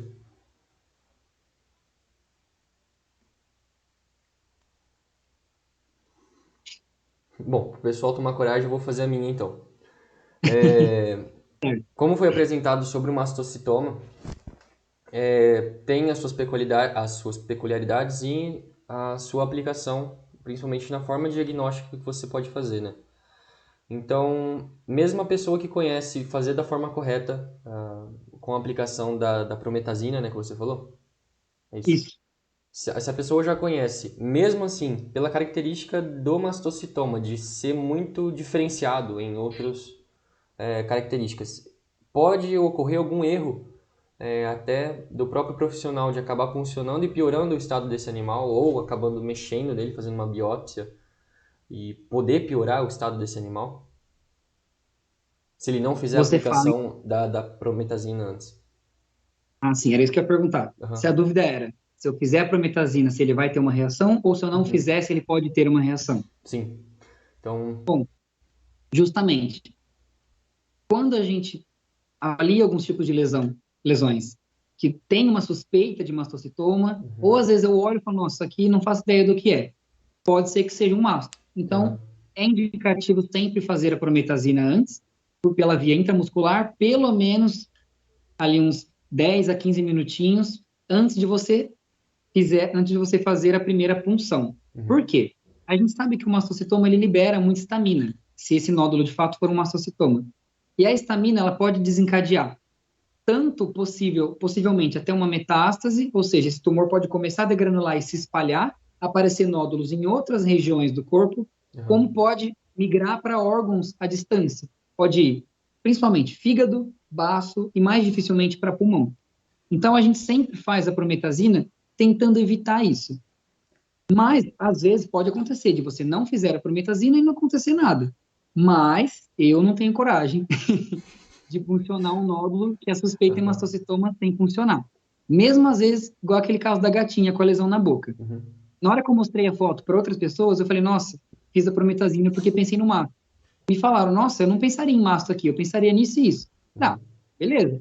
Cada um, às vezes, traça os seus diagnósticos diferenciais, mas como a suspeita, né, poderia eventualmente de ser, fiz a prometazina. Não era um masto, era algo relacionado à parte unicamente felina, né? Era um granuloma eosinofílico. Não fez mal a gente fazer a prometazina.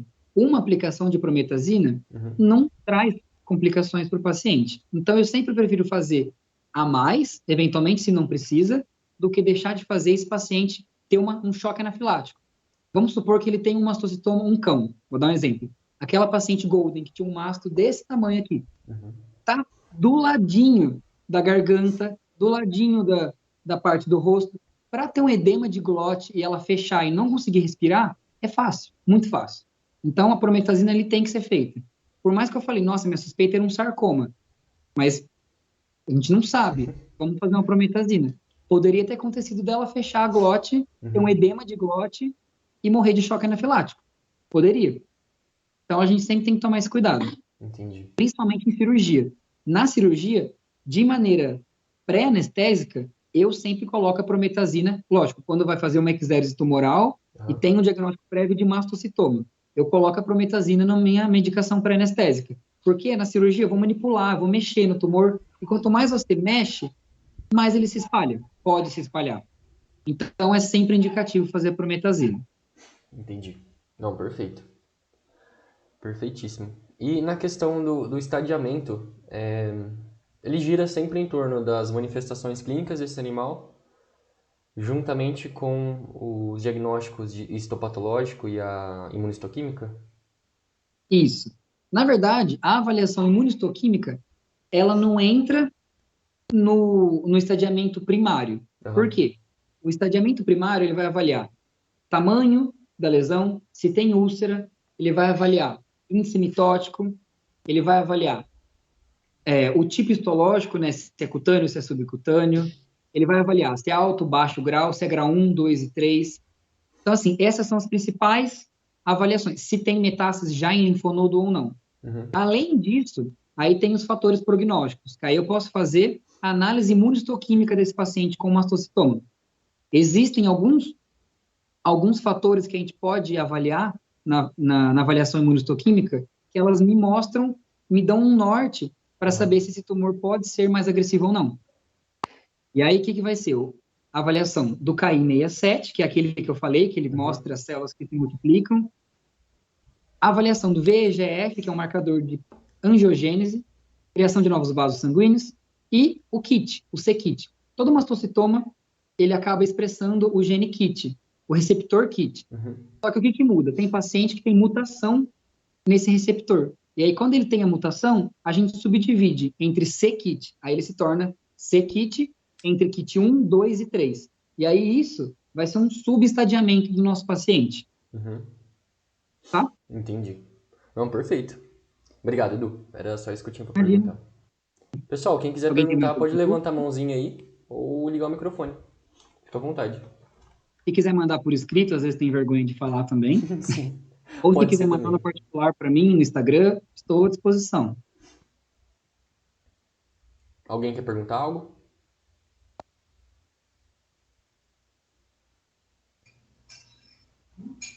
Edu, Oi, tá ouvindo?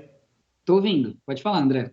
Tá. Em animais velhos, já com a idade avançada, que foi diagnosticado com masto, passado por cirurgia, tratar ou não tratar com químio, pensando na qualidade de vida desse animal. Não que a gente vai estimar que esse animal vai durar aí mais 1 ano, 2 anos, mas em relação a dar uma derrubada no animal quando entra com quimioterapia, o que você me fala? Bom, foi interessante essa pergunta do André. Uma das imagens que eu coloquei de mastocitoma é de uma paciente que é do André, que é a cachorrinha dele. E ela tem um mastocitoma, né? A gente fez a remoção, as margens vieram livres da cirurgia, as questões prognósticas não mostravam algo tão agressivo, mas ela veio com uma metástase já no linfonodo axilar. Então a gente pensa, nossa, já tem metástase? Devo pensar numa quimioterapia e não tem conversa. Mas na verdade é assim, a gente tem que avaliar o paciente de maneira exclusiva. Então vamos lá, de acordo com a pergunta dele, fazer ou não fazer a quimio? O que me fala se eu vou fazer ou não uma quimioterapia? Não é um fator, não são dois. A gente avalia, é multifatorial. Eu avalio, às vezes, o tempo de evolução da lesão. A lesão da paciente dele, se eu não me engano, era um tempo longo de evolução. E aí, nos últimos meses, teve um crescimento. Então, isso é uma informação. Tempo de evolução relativamente longo. O grau. No caso dessa paciente, era uma paciente com com um mastocitoma cutâneo, baixo grau associado a grau 2 de malignidade. Então, ele está em cima do muro. Baixo grau costuma ser mais tranquilo. Mas grau 2, lembrando que vai de 1 até 3, grau 2 está em cima do muro. Então, eu não posso falar que ele é muito agressivo ou pouco agressivo, só com isso. O que a gente avalia? Índice mitótico.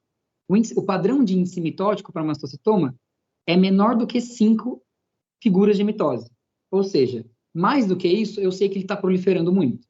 No caso dela, ele tinha 2 figuras de mitose, que é um número baixo, teoricamente. É um número muito positivo, pensando no prognóstico do paciente.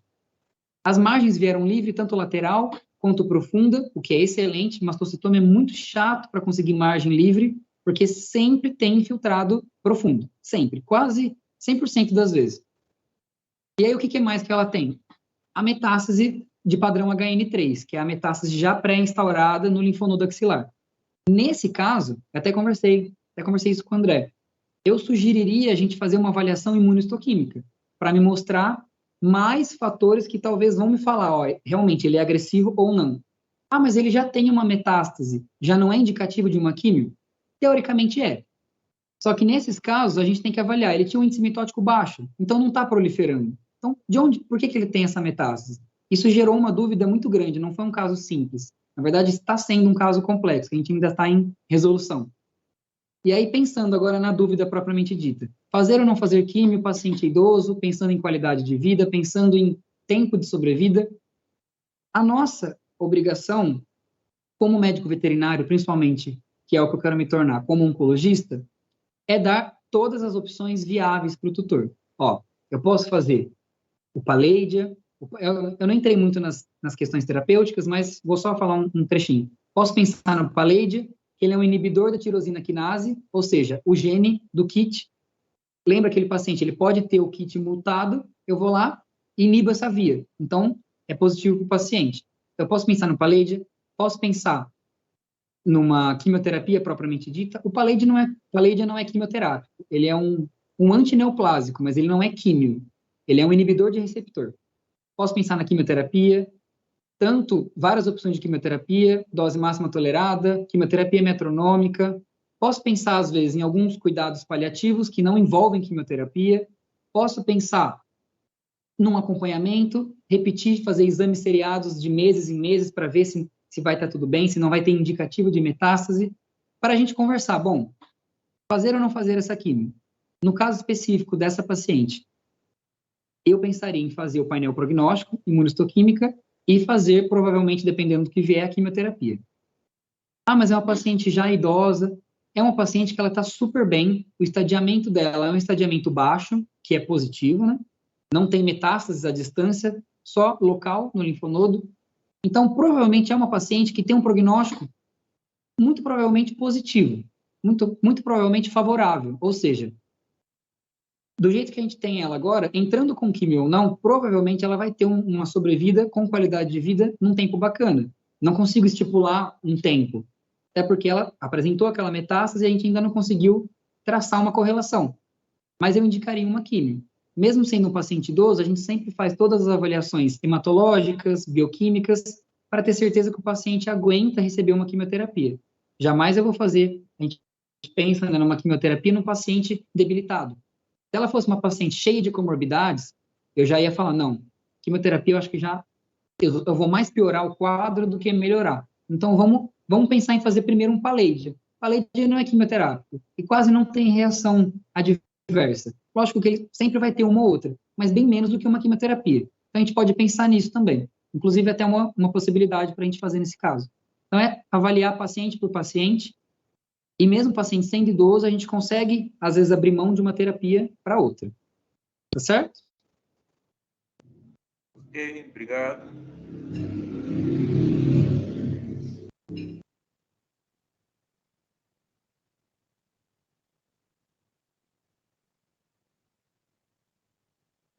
Se não tiver mais ninguém, depois vocês podem mandar a pergunta direto no nosso Instagram ou do Edu, né? Para quem não pegou, tá lá no nosso Instagram, medvet.eduardo. É só vocês procurarem lá que tá certinho, mas a gente postou também, tá tudo certinho, vocês conseguem achar ele tranquilamente.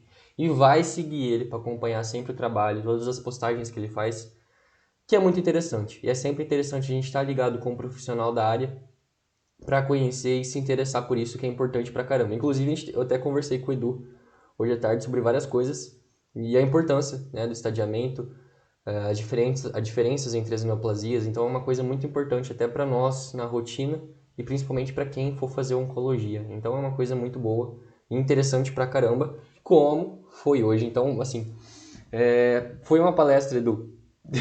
Eu não esperava menos, porque eu te falei até hoje, é uma coisa que eu gosto bastante, principalmente na parte clínica. Diagnóstico eu acho um desafio, né? Um desafio para quem está principalmente começando agora, mas para quem ainda já está se especializando, já está se aprofundando nisso, é sempre um desafio e é uma coisa muito importante pra caramba. E, bom, eu até estava comentando com o Léo aqui, o Léo teve que sair, mas eu estava comentando com ele que é uma coisa importante pra caramba a gente saber, a gente conhecer, e o jeito que você passou é uma coisa muito gostosa, sabe? A gente consegue entender tudo perfeitamente e é gostoso de se ver, não é cansativo.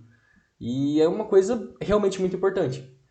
E, assim, eu só tenho a te agradecer hoje por estar aqui com a gente até essa hora da noite. Eu sei que é tarde, mas eu gostaria muito de te agradecer por estar aqui, fazer uma palestra perfeita como essa, terminando aí nosso primeiro ano de Lapa, né, completando aí um ano da Lapa. E é uma alegria sem igual para todos nós da Liga.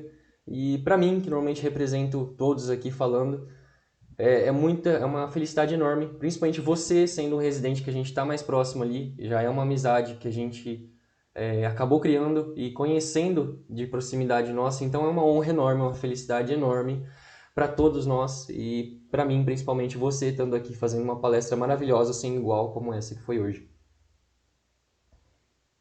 Muito obrigado, fico muito feliz pelas palavras. É sempre bom a gente poder discutir um pouquinho desse tema que eu quase não gosto, né? Se deixasse, eu ficaria falando até amanhã. Quem me conhece sabe.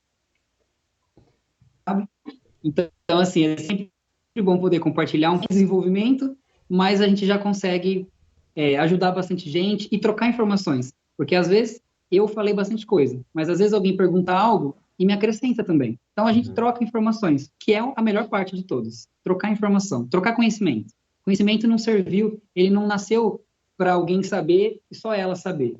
Todo mundo, se puder saber, é legal. Exatamente. Ó, acho que a gente tem a Margot. Margot, você quer perguntar mais alguma coisa? Pode ligar seu microfone.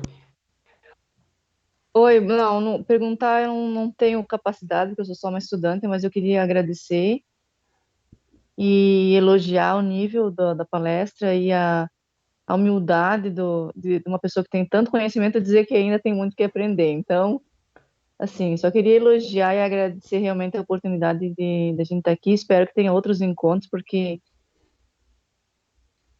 ele que falou, a gente não cansa de ouvir o Edu falando. Mesmo sendo coisas que a gente ainda, eu ainda vi, mas assim, muito, muito bom. Muito obrigado pelas palavras, muito contente. Espero voltar em breve, hein? Aceito convites. Não, é voltar, já tá feito o convite, gente. Ó, logo, logo, a gente tem um evento marcado para setembro em comemoração ao Dia do Veterinário. A gente está planejando uma coisa bem grande.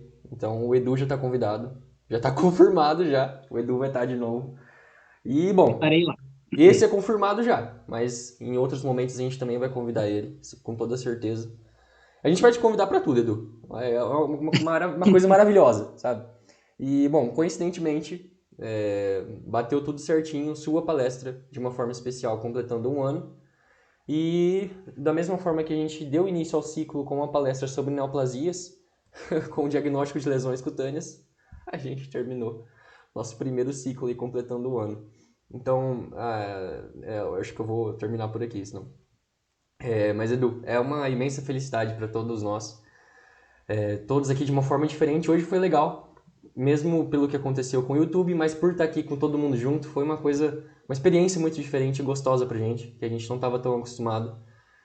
E, bom, realmente uma felicidade enorme ter você aqui com a gente. E, bom, você está sempre convidado, não preciso nem falar. Você está convidado para tudo que a gente fizer.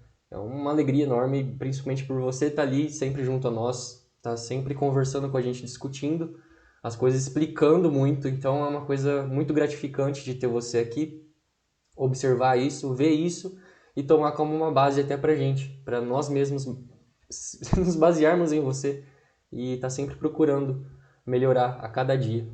Então é uma alegria enorme. Muito obrigado, viu, Edu? De coração. Eu que agradeço mais uma vez o convite. Muito obrigado. Então, pessoal, desejo a todos uma boa noite. Agradeço a todos que participaram aqui hoje com a gente, especialmente ao Edu, que está aqui até essa hora. Mas, pessoal, desejo a todos uma boa noite, um bom descanso e, bom, até daqui a 14 dias. Daqui a 14 dias a gente está de volta novamente. E qualquer coisa, só ir acompanhando a gente no Instagram que a gente está sempre disponível. E vai seguir o Edu, hein? Mas é isso, pessoal. Desejo a todos uma boa noite, um bom descanso e até a próxima. Tchau, tchau, pessoal. Tchau, gente. Obrigado.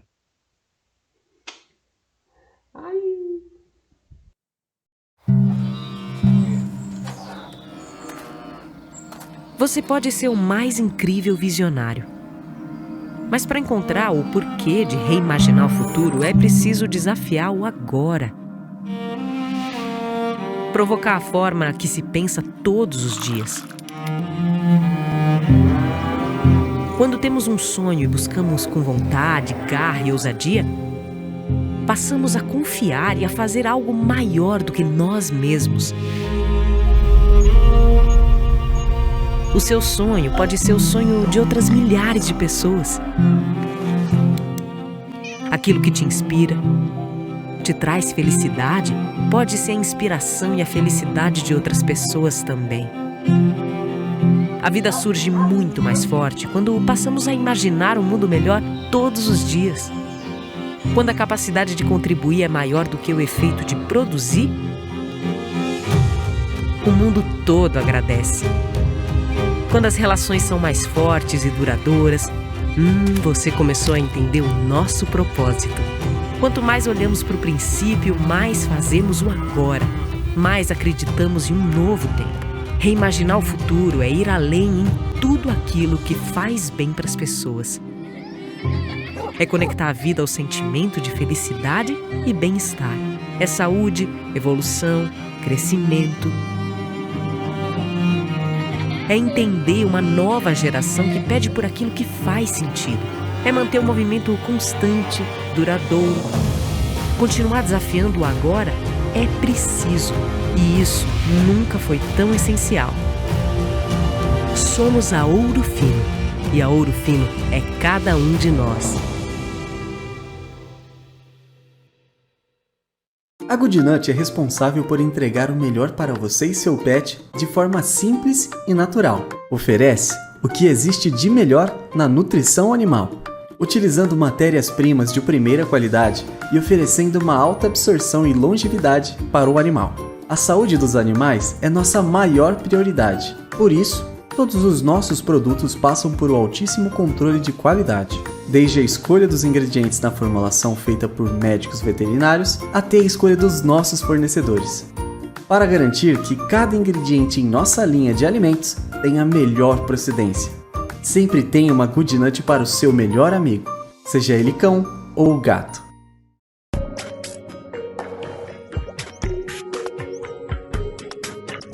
Cortivette Pet e Meloxicrat são anti-inflamatórios palatáveis, sendo utilizados para diferentes fins. O mecanismo de ação do Cortivette Pet, por ser um anti-inflamatório esteroidal, consiste em suprimir a síntese dos mediadores pró-inflamatórios, como as prostaglandinas. Assim, diminui o metabolismo do ácido araquidônico, agindo de forma inibitória nas enzimas chaves como as fosfolipases e ciclooxigenases.